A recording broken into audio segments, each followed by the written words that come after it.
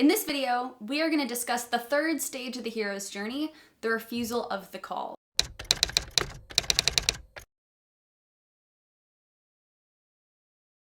In this video, I'm going to start by giving you a definition of what the refusal of the call is, then I'm going to give you some examples and break down exactly why they're so effective, and then I'm going to end with my advice as to how to write a good refusal of the call if you choose to include one in your book or screenplay. But before we get started, hi, my name is Claire Fraze, and I'm an award-winning young adult author who makes videos on this channel sharing the actionable writing tips that helped me make my own writing better. Over the years, I've spent a lot of time learning how to write, and I've experimented with a lot of different writing strategies.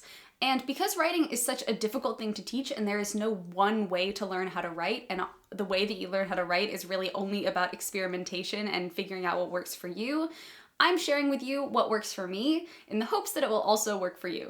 I'm the author of young adult supernatural thriller They Stay, which is the first in a series and which I published in October of 2021, and which also has a sequel coming out in April of 2022, and also the author of young adult dystopian Imperfect, which I published while I was in high school. So I have a lot of videos on this channel talking about teen authors and how to publish a book as a teen, and I interview a lot of teen authors who give publishing advice too. So if you're a teen author, check out some other videos on my channel. If any of this sounds interesting to you, make sure to hit subscribe down below and like this video because I promise we're gonna have a good time. And without further ado, let's get into the content. The third stage of the hero's journey is called the refusal of the call. Why is it called the refusal of the call? Because the hero initially refuses the call to adventure. If you watched my last video about the call to adventure, we talked a lot about how the call to adventure is not the point at which your hero embarks on their quest. It is only the point at which they kind of catch a glimmer of what that quest would be and learn about this quest, or learn that it's an option to go on this quest in order to fix a problem that they have. But this quest is not going to be easy. There are going to be dangers that the hero is going to have to confront on this quest, and that's going to be enough to give them a little bit of pause. If you're writing a hypothetical story about a hero who has to embark on a quest to save a stolen artifact that was hidden somewhere in a creepy tomb, they are probably going to encounter some dangers while they try to retrieve that artifact from the creepy tomb.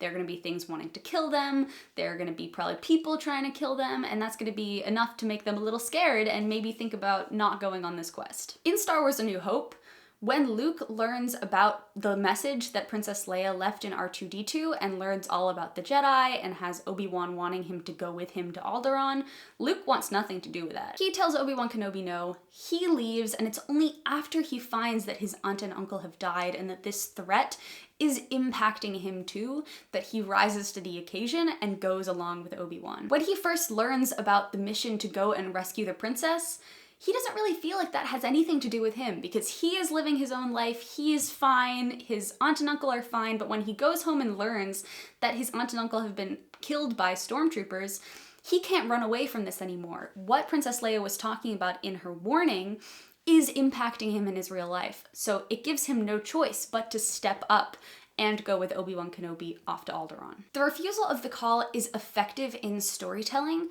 because it grounds your hero as just a normal person. Any normal person would be scared to embark on an adventure where they may die, where they're gonna have to do something that's really scary, where they might fail. Showing them be really scared makes it more satisfying when they rise to the occasion and ultimately embark on that quest. That is not to say that every story has a refusal of the call. In my video on the call to adventure, I used The Hunger Games as an example of a call to adventure.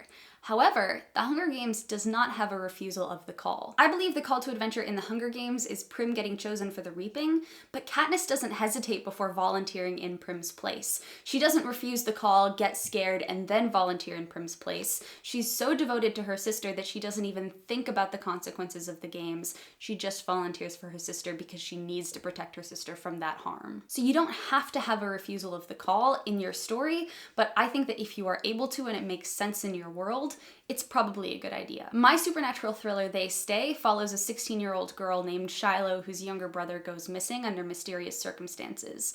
They both grew up in an abusive household. Her father has always told her that she will amount to nothing, that she's not capable of doing anything. But when her brother goes missing and the law enforcement is not actually doing very much to find him because they have no leads and they're not exploring options that she thinks that they should be, she decides to take it upon herself to go try and find her little brother. But she's really nervous to do this because she doesn't know if she's going to be able to pull it off. She goes and begs her dad, who's the sheriff, to go look at these other things that she's figured out about other cases that may be linked, but he doesn't want to do it. So she has to make the choice to rise up. She's refusing the call by going and trying to get her dad and the other law enforcement officers to do it, but then she decides that she's actually got to take it on herself, and then she rises up to go find her younger brother. So all of that being said, how do you write a good refusal of the call? This is pretty simple. You essentially have them say no. You have them doubt their abilities to complete the quest, you have all of their deepest insecurities come out, and it's not until they reach the 4th stage of the hero's journey, meeting the mentor, which I will go over in our next video, where they start to actually realize that they may be able to do it. In Star Wars: A New Hope, these points are a little bit muddy because technically Luke Skywalker meets Obi-Wan Kenobi, who is the mentor, during the call to adventure. But in Moana, which is the example that I'm going to be using to talk about meeting the mentor next time, Moana has a conversation with her mentor, who she already knows because it's her grandmother, right after refusing the call and right before crossing the threshold and embarking on her adventure. So the refusal of the call is pretty short. Show your character freaking out, but make sure that those freakouts and worries they have are rooted in reality. Maybe they try to embark on the quest and they fail. Maybe they realize that this quest is going to be really dangerous and they get scared. Maybe they realize that they have a very specific character flaw that will make this quest particularly hard for them. But make sure that you make it emotionally resonant, because that's going to make it all the more satisfying when your hero is able to pull themselves together with the help of the mentor and go embark on this quest. So that's it for this video on refusal of the call. I hope that this was helpful to you. If it was, make sure to like the video and comment down below what is the refusal of the call in the story following the hero's journey that you're working on right now. I love hearing about people's story ideas and what they're working on, so, do me a favor and drop me a comment. Also, don't forget to subscribe to my channel to catch the next video that I release in this series. I hope you have a good week, everybody, and as always, happy writing.